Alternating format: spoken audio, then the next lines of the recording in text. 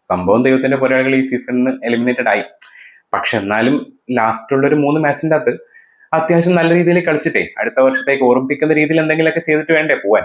അതും ചുമ്മാ അങ്ങോട്ട് പോയി കഴിഞ്ഞാൽ അതിനൊരു രസം ഉണ്ടാവില്ലല്ലോ. പ്രത്യേകിച്ച് ഇപ്രാവശ്യം ദൈവത്തിന്റെ പോരാളികൾ ഫസ്റ്റ് ജയിച്ചാണ് തുടങ്ങിയത്. അതിന്റെ ഒരു സംഭവം തോന്നുന്നു എലിമിനേറ്റഡ് ആയത്. എന്തായാലും ഇന്നത്തെ ജയം എന്ന് പറയുന്നത് ഒന്നൊന്നര ജയം തന്നെയായിരുന്നു. കാരണം ഒരു ബോൾ, അതായത് ലാസ്റ്റ് ഒരു ബോൾ ബാക്കി നിൽക്കുകയാണ് കളി ജയിച്ചത്. കാരണം 201 എന്ന് പറഞ്ഞ ഒരു അടിപൊളി സ്കോർ തന്നെയാണ് ശരിക്കും ചേസ് ചെയ്യാൻ ഉണ്ടായിരുന്നത്.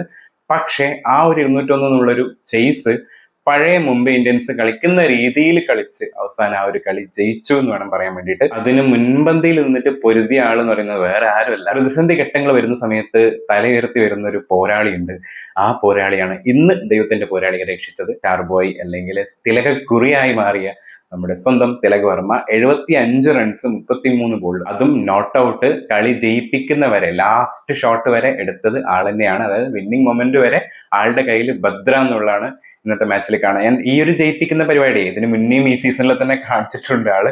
അപ്പോ ആ ഒരു സംഭവം ഇന്ന് വീണ്ടും കാണാൻ വേണ്ടി പറ്റി എന്ന് വേണം പറയാൻ വേണ്ടിയിട്ട്. ഒരു കിഡിലൻ ഫിനിഷർ, കിഡിലൻ മിഡിൽ ഓർഡർ ബാറ്റ്സ്മാൻ, എല്ലാ റോളിലും ഗംഭീരമായിട്ട് തിളങ്ങി. അതിന്റെ കൂടെ തന്നെ കട്ടക്ക് സപ്പോർട്ട് ചെയ്ത് വിൽ ജാക്സ് ഔട്ട് ആവാണ്ട് നിന്നതും പൊളിയായിരുന്നു കേട്ടോ. ആ ഒരു സമയത്ത് തിലക് വർമ്മ അടിച്ച സമയത്ത് കറക്റ്റ് കൂടെ നിന്ന് കട്ടക്ക് ബാറ്റ് ചെയ്തിട്ടുള്ള വിൽ ജാക്സ് പൊളിയായിരുന്നു.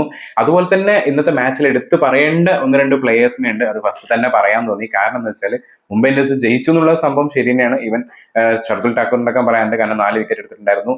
ബാവയുടെ ഒരു കിടിലൻ ക്യാച്ച് ഉണ്ടായിരുന്നു കഴിഞ്ഞ മാച്ചിൽ. ശരിക്ക് ബാവയുടെ ഓവറിലാണ് കളി തോറ്റതെങ്കിൽ ഇത്തവണ ഒരു കിടിലൻ ക്യാച്ചും ഒരു വിക്കറ്റ് എടുത്തിട്ടുണ്ടായിരുന്നു. അതുപോലെ തന്നെ ദീപക് ചാഹർ അടിപൊളിയായിരുന്നു. അത് കൂടാണ്ട് നമ്മുടെ പ്രഭ് സിമ്രാൻ ഇന്ന് ഒരു 50 അടിച്ചിട്ടുണ്ടായിരുന്നു.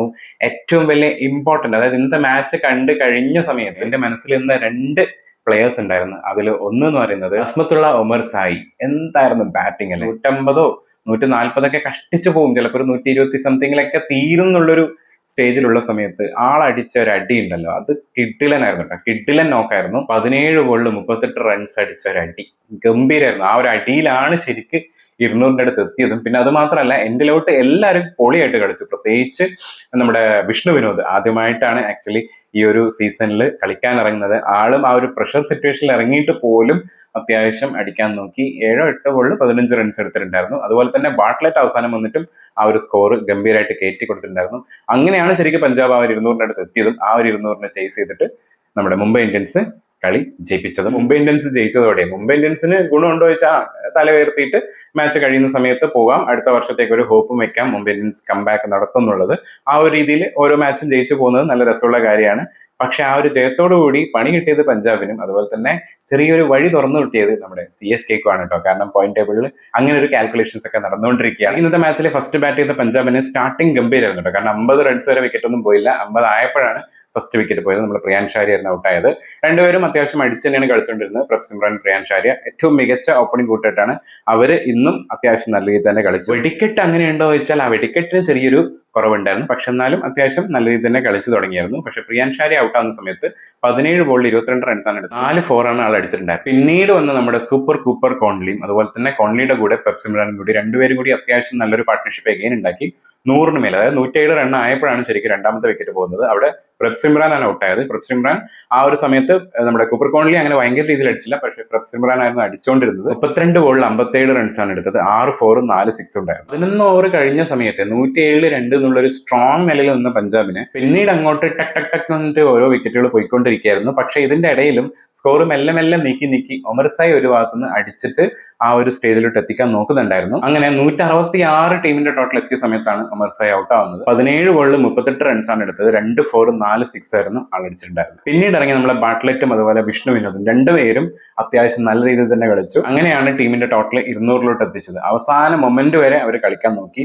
ഇവൻ നല്ല നല്ല ബൗളേഴ്സ് എറിഞ്ഞ സമയത്ത് പോലും മാക്സിമം അവര് ആ ഒരു സ്കോറിനെ മേലോട്ട് കൊണ്ടുപോയിട്ട് എങ്ങനെയെങ്കിലും 200 എത്തിക്കാന്നുള്ളൊരു സ്റ്റേജിലോട്ട് അവർ മാക്സിമം ട്രൈ ചെയ്തിട്ടുണ്ടായിരുന്നു. നമ്മളെ മലയാളി വിഷ്ണു വിനോദ് 8 ബോളിൽ 15 റൺസാണ് എടുത്തത്. ഒരു 4ഉം ഒരു 6 ഉണ്ടായിരുന്നു. അതേസമയം നമ്മളെ ബാട്ട്ലെറ്റ് വെട്ടിക്കെട്ട് ആയിരുന്നു. ശരിക്കും രണ്ടുപേരും അത്യാവശ്യം നല്ല രീതിയിൽ തന്നെയാണ് കളിച്ചത്. പക്ഷെ എന്നാലും ബാട്ട്ലെറ്റിന്റെ അടി ഒരു 1.5 അടിയായിരുന്നു. 7 ബോളിൽ 18 റൺസാണ് ആൾ എടുത്തത്. 2 4ഉം ഒരു 6 അടിച്ചിട്ടുണ്ടായിരുന്നു. ഇന്ന് ടോട്ടൽ 7 ബൗളേഴ്സിനെയാണ് കേട്ടോ നമ്മുടെ മുംബൈ ഇന്ത്യൻസ് ഇറക്കിയത്. അതായത് അവിടെ ഇവിടെയൊക്കെ പാർട്ട് ടൈം അറിയാനും എല്ലാ രീതിയിലും അറിയാൻ വേണ്ടിയിട്ട് ടോട്ടൽ 7 ബൗളേഴ്സ് ഉണ്ടായിരുന്നു. അതുകൊണ്ട് തന്നെ അടിക്കുന്ന അടിയുടെ അളവ് കുറച്ച് അങ്ങോട്ടും ഇങ്ങോട്ടൊക്കെ ഷെയർ ആയതുകൊണ്ടാന്ന് തോന്നുന്നു തോന്നുന്നു. എക്കണോമിയിൽ ചെറിയ അങ്ങോട്ടും ഇങ്ങോട്ടുള്ള വ്യത്യാസങ്ങളായിരുന്നു ഉണ്ടായിരുന്നത്. 11 എക്കണോമിയിൽ ബോൾ ചെയ്ത് രണ്ടുപേരായിരുന്നു നമ്മുടെ രഘു ശർമ്മയും അതുപോലെ തന്നെ ബാവയും. അതിൽ ബാവ ഒരു ഓവറിൽ 11 റൺസ് എടുത്തിട്ട് ഒരു വിക്കറ്റ് എടുത്ത സമയത്ത് രഘു ശർമ്മ 2 ഓവറിൽ 22 റൺസ് കൊടുത്തിട്ട് വിക്കറ്റ് ഒന്നും എടുത്തിട്ടുണ്ടായിരുന്നില്ല. ബോഷ് 4 ഓവറിൽ 42 റൺസ് കൊടുത്തിട്ട് ഒരു വിക്കറ്റ് എടുത്തിട്ടുണ്ടായിരുന്നു. ഓൾറൗണ്ടർ വിൽ ജാക്സ് ഒരു ഓവർ മാത്രമേ ഇരുന്നുണ്ടായിരുന്നുള്ളൂ, 9 റൺസ് കൊടുത്തു, വിക്കറ്റ് ഒന്നും കിട്ടിയിട്ടുണ്ടായിരുന്നില്ല. ബുംറ അത്യാവശ്യം എക്കണോമി ആയിട്ട് തന്നെയാണ് ബോൾ എറിഞ്ഞത്. 4 ഓവറിൽ 35 റൺസ് കൊടുത്ത് വിക്കറ്റ് ഒന്നും കിട്ടിയിട്ടുണ്ടായിരുന്നില്ല. പക്ഷേ ആ ഒരു റണ്ണിനെ പിടിച്ചെത്താൻ വേണ്ടി ആൾ മാക്സിമം ശ്രമിച്ചിട്ടുണ്ടായിരുന്നു. വിക്കറ്റ് ടേക്കേഴ്സിൽ മുന്നിൽ നിൽക്കുന്ന ഷർദുൽ ഠാക്കൂറാണ്. 4 ഓവറിൽ 39 റൺസ് കൊടുത്ത് 4 വിക്കറ്റ് എടുത്തിട്ടുണ്ടായിരുന്നു. അതുപോലെ തന്നെ ദീപക് ചാഹറും 4 ഓവറിൽ 36 റൺസ് കൊടുത്ത് 2 വിക്കറ്റ് എടുത്തിട്ടുണ്ടായിരുന്നു. 201 എന്നുള്ള ചേസിന് ഇറങ്ങിയ നമ്മുടെ മുംബൈ ഇന്ത്യൻസ് സ്റ്റാർട്ടിംഗിൽ രോഹിത് ശർമ്മയും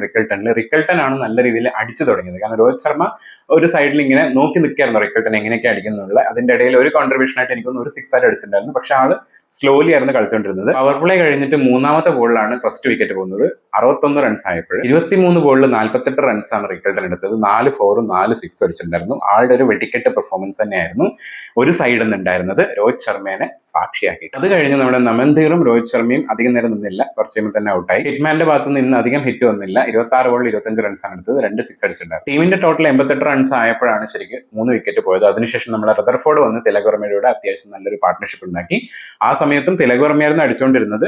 റദർഫോർഡ് ഒരു സൈഡിൽ നിന്ന് മെല്ലെ എഗൈൻ രോഹിത് ശർമ്മ കളിച്ച അതേ ഒരു ഇന്നിംഗ്സ് ആണ് റദർഫോർഡിന്റെ ഭാഗത്ത് നിന്ന് ഉണ്ടായിരുന്നത്. ടീമിന്റെ ടോട്ടൽ 149 ആയപ്പോഴാണ് നമ്മുടെ റദർഫോർഡ് ഔട്ട് ആവുന്നത്. 21 ബോളിൽ 20 റൺസാണ് എടുത്തത്, ഒരു 4ഉം ഒരു 6 അടിച്ചിട്ടുണ്ടായിരുന്നു. അത് കഴിഞ്ഞാണ് ഇന്നത്തെ സ്റ്റാർ സപ്പോർട്ടർ ആയിരുന്ന വിൽ ജാക്സ് ഇറങ്ങിയത്, നമ്മുടെ തിലക് വർമ്മയുടെ കൂടെ കട്ടക്ക് നിന്നത്. അതായത് ആ 149 റൺസ് നിന്ന് പിന്നീട് ചേസ് കഴിയുന്നവരെ നോട്ട് ഔട്ട് ആയിട്ട് വിക്കറ്റ് ഒന്നും കളയാതെ പൊളിയായിട്ട് നിന്നവരായിരുന്നു വിൽ ജാക്സും തിലക് വർമ്മ. വിൽ ജാക്സ് അടിച്ചു കൂട്ടിയത് 10 ബോളിൽ 25 റൺസാണ്, 2 4ഉം 2 6 അടിച്ചിട്ടുണ്ടായിരുന്നു. അതേസമയം വെടിക്കെട്ട് ചേസിംഗ് ഇറങ്ങിയ നമ്മുടെ തിലക് വർമ്മ 33 ബോളിൽ 75 റൺസ് എടുത്തു, 6 4ഉം 6 6 ഉണ്ടായിരുന്നു. പഞ്ചാബിന്റെ ബൗളേഴ്സിലെ ബാട്ട്ലെറ്റും യാനിസനും നല്ല എക്സ്പെൻസീവ് ആയിരുന്നു. രണ്ടുപേരും 50+ റൺസ് കൊടുത്തു. അതിൽ യാനിസന് മാത്രമാണ് ഒരു വിക്കറ്റ് കിട്ടിയിട്ടുണ്ടായിരുന്നത്. ബാറ്റ് ചെയ്തപ്പോൾ ഉണ്ടായ അതേ ഫോം തന്നെ ഉമർ സൈക്ക് ബോളിംഗിലും ഉണ്ടായിരുന്നു. 4 ഓവർ ബോൾ ചെയ്ത സമയത്ത് 36 റൺസ് കൊടുത്തിട്ട് 2 വിക്കറ്റ് എടുത്തിട്ടുണ്ട്. പഞ്ചാബിന്റെ സ്റ്റാർ ബൗളർ അല്ലെങ്കിൽ ലെജൻഡ് ബൗളർ നമ്മുടെ യുസ്വേന്ദ്ര ചാഹൽ 4 ഓവർ ബോൾ ചെയ്തിട്ട് 32 റൺസ് കൊടുത്തിട്ട് ഒരു വിക്കറ്റ് എടുത്തിട്ടുണ്ട്. വിക്കറ്റ് ഒന്നും കിട്ടിയില്ലെങ്കിലും അർഷദീപ് നല്ല എക്കണോമി പിടിച്ചുകൊണ്ടാണ് ബോൾ ചെയ്തത്. 4 ഓവറിൽ 29 റൺസാണ് ആൾ കൊടുത്തത്. അങ്ങനെ ഇന്നത്തെ മാച്ച് അവസാന മൊമെന്റ് വരെ ആ ഒരു ത്രില്ലർ മോഡ് ഉണ്ടായിരുന്നു. കാരണം 50-50 ചാൻസ് ആയിരുന്നു.